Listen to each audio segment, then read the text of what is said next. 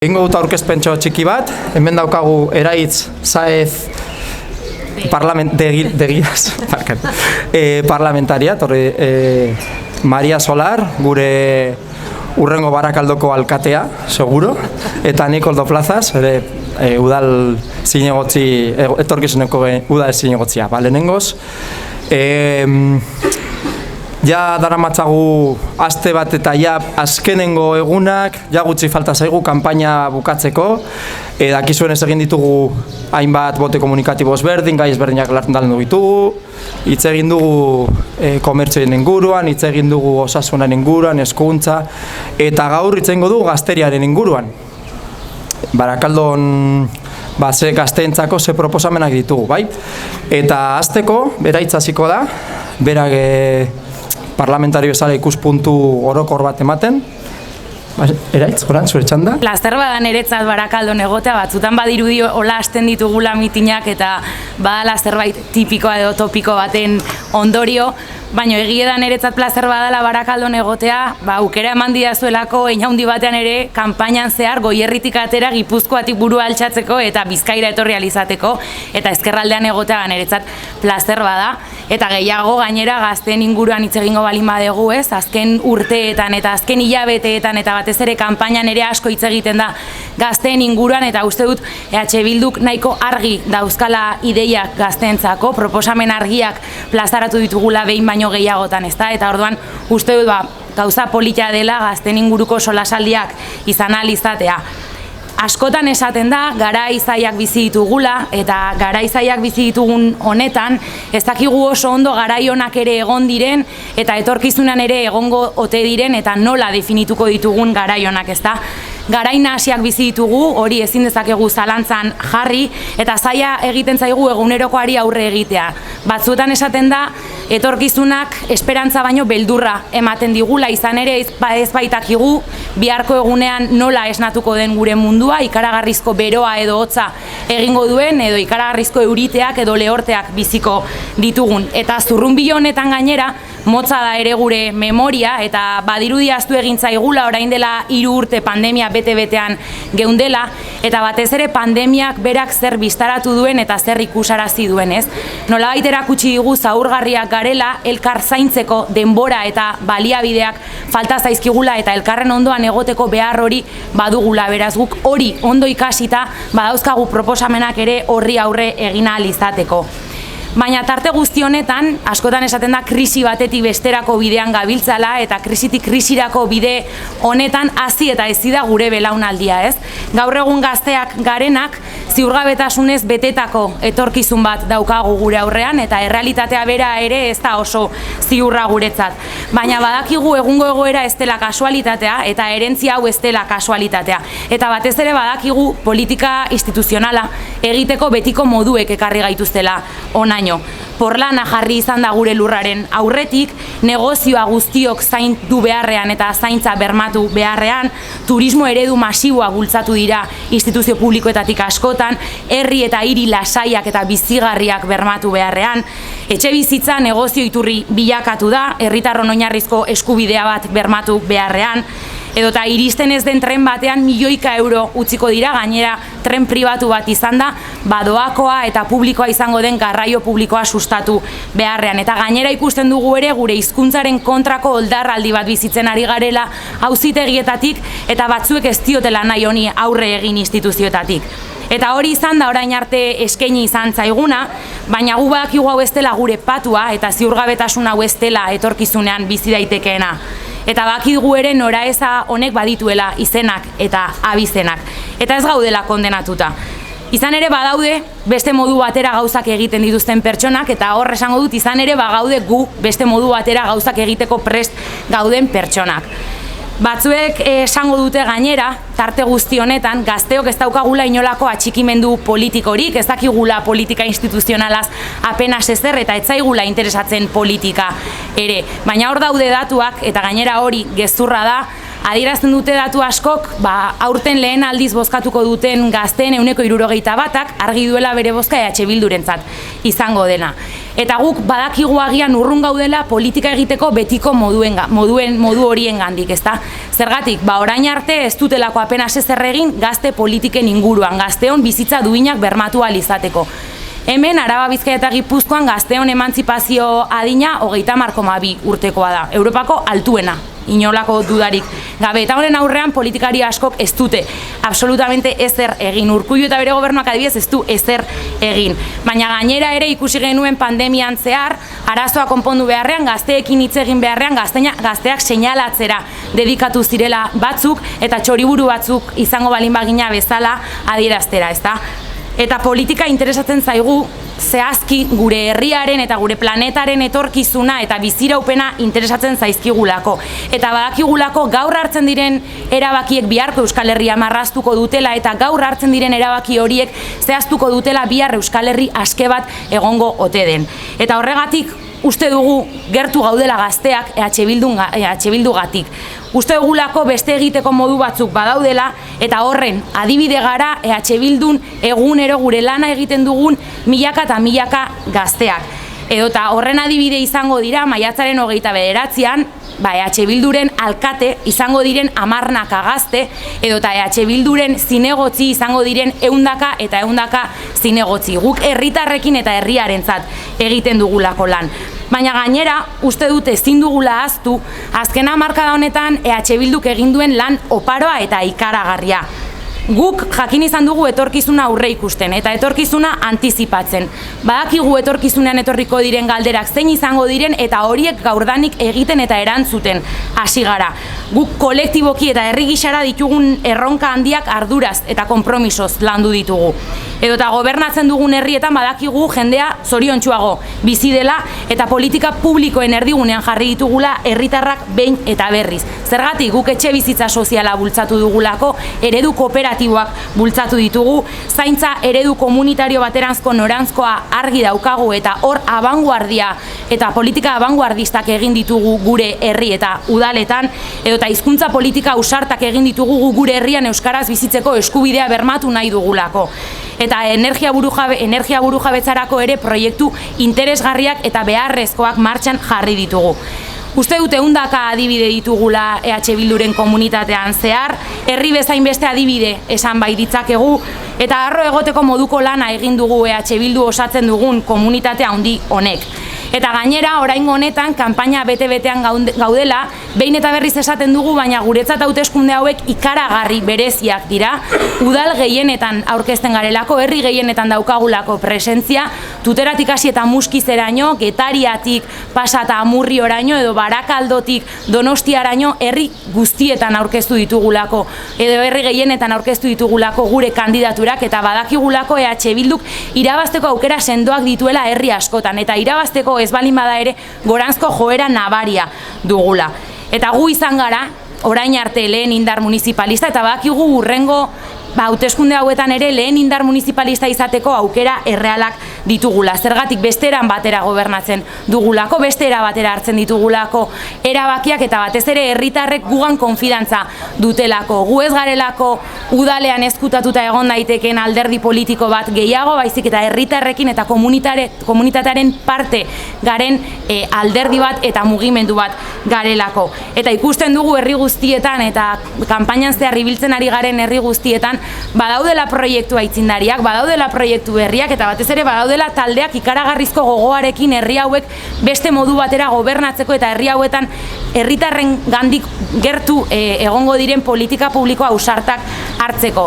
12 urte bakarrik daramatza EH Bilduk aktibo eta 12 urte ez da apenas ezer, baina badakigu 12 urte hauek biderkatu egingo direla eta etorkizunean ikaragarrizko lan oparoa egiteko nahikoa jende, nahikoa komunitate eta nahikoa indar eta pasio badugula, beraz, uste dut hemen ere adinako pasioa eta indarra daukazuela, beraz hori, Barakaldo irabaztera eta Barakaldon ere gazteokin eta gazteontzat politika egiteko bestelako modu batzuk badirela erakustea tokatzen zaizu orain. Mila esker.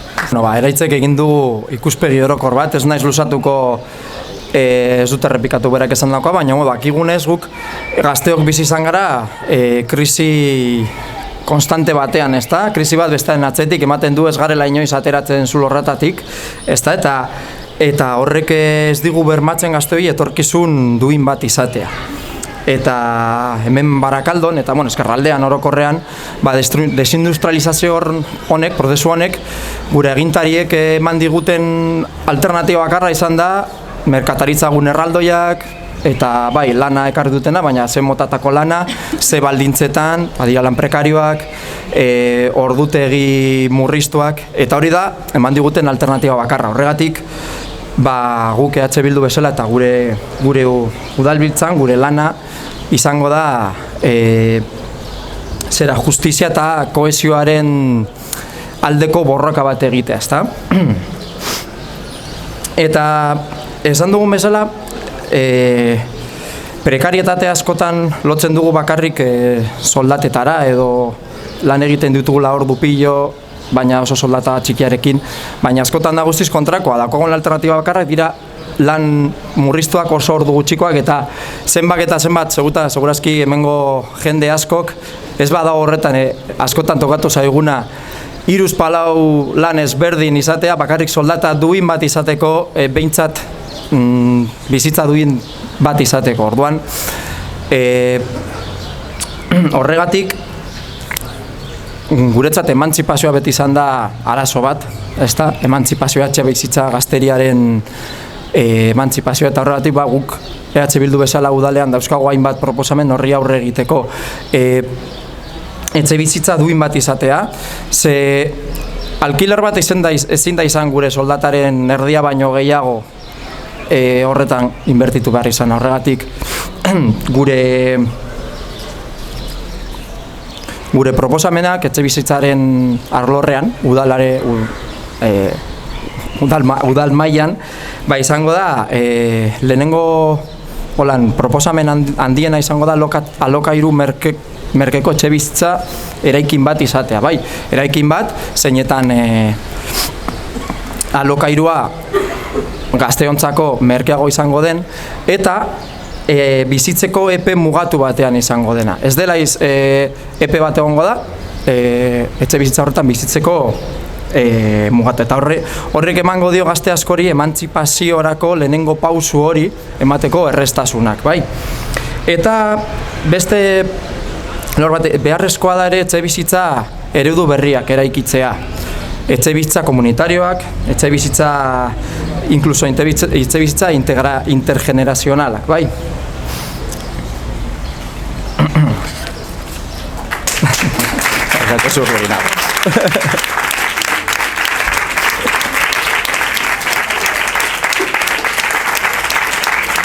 Bueno, hitz egin dugu etxe bizitzaren inguruan, hitz egin dugu prekarietatearen inguruan, eta beste gauza garrantzitsu bat ere gazteontza da osasuna, osasun fisikoa eta mentala.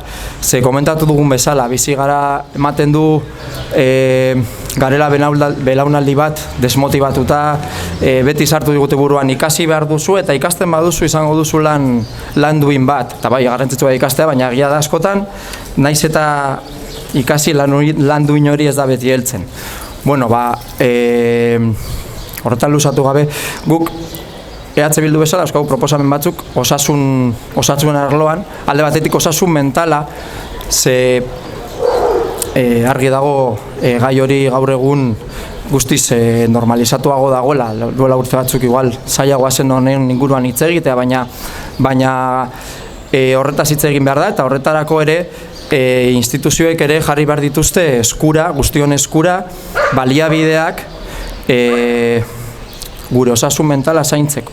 Ez izateko bakarrik gure alternatiba bakarra, gure poltsikotik ordaindutako psikologak eta horregatik proposatzen dugu hemen Barakaldon psikobonoak deitutako bono batzuk, eta ideia da gazteentzako bono batzuk ateratzea urtero 10 sesio izango litzateke bonoiek, eta laguntza psikologikorako bono batzuk udal diru laguntzekin lagunduta, pues, merkeagoak izateko eta gazte guztientzat eskuragarri izateko laguntza hori. Eta ere, osasunarekin lotuta,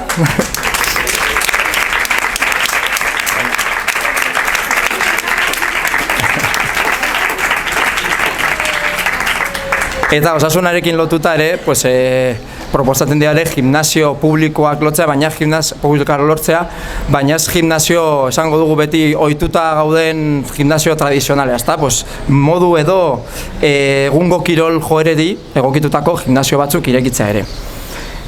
Eta beste puntu bat izango litzateke enplegua, laguntza bezala ere, edo udaletxetik ere proposatu daitezke, pues, gazteentzako enplegu alternatibaz berdinak lortzea, udaletxe mailan heldu gaitezke, heldu alden punturaino. Horregatik, pues, guk proposatzen dugu eskola errefortzu batzuk egitea, herriko ikasleentzak, euskarazko eskola indartzak ematea eta gazte langabetuei aukera hori emateko behintzat lanbide bat esateko, bai. Eta kulturen arlotik beste proposamen bat, eta ja ez naz askoz gehiago luzatuko, proposatzen du funtzioanitzeko gune bat sortzea. Guk eredu daukagu ezagutzen dugu ezkerraldea Portugaleteko Astra, Portugaleteko Merkatua eta Gernikako Astra, eta horiek eredu hartuta, karri nahi duguna, ere Barakaldora horako gune ireki bat, funtzioanitzekoa, pues, herriko eragile ezberdinek erabilia dituztenak, gazteentzat, eskuragarri daudenak, eta hornituta egongo direna, pues, behar izan edo baliabide guztiekin. Pues, ekintza artistikoak, ikusentzunezkoak, sortzaileak edo dana dalakoa aurrera eramateko, bai.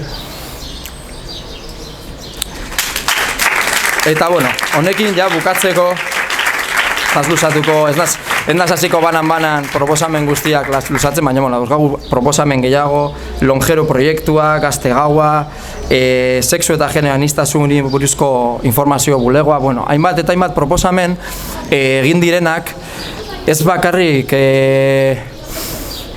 egin direnak gazten ikuspegitik, gazten parte hartzea ezinbestekoa izan da, programa aurrera ateratzeko, eta horre eragile guztien artean ere gazteriak izan du bere hitza, eta entzun izan da, eta proposamen hauek eurei esker izan da ere. Eta besterik gabe, unaz gehiago luzoteko emango diotitza Mariari, eskerrik asko torri zaeten guztioi, eta orain Mariak bukatuko dugu. Yo solo puedo decir una cosa en este momento, y es que sin haber metido la papeleta el domingo en las urnas, EH Bildu Baraka ya ha ganado. Y lo digo con el convencimiento de ver a mogollón de peña joven aquí, que os habéis unido a este proyecto. Yo no puedo estar más que agradecida y decir verdaderamente desde las tripas y de corazón que EH Bildu Barakaldo, sea lo que sea a partir del domingo, ha ganado y que espero contar con todas vosotras para seguir adelante en este proyecto, porque hay muchas cosas que cambiar en este municipio. Y solo retomar una idea que ha dicho Erais, porque yo creo que la exposición ha sido impecable. Sí decir que Erais comentaba en un momento dado que los jóvenes, o hay un ideario en la gente de que los jóvenes estáis muy alejados de la política, ¿no? Y en parte, y de alguna manera puedo entender esa sensación cuando verdaderamente muchos y muchas se han empeñado en que la política sea un problema y no sea parte de la solución. Y yo desde aquí quiero reivindicar que la política verdaderamente puede ser parte de la solución si se realiza desde otro prisma, desde un modelo de gobernanza compartido, desde un liderazgo compartido, que es algo a lo que Baracaldo no estamos acostumbrados.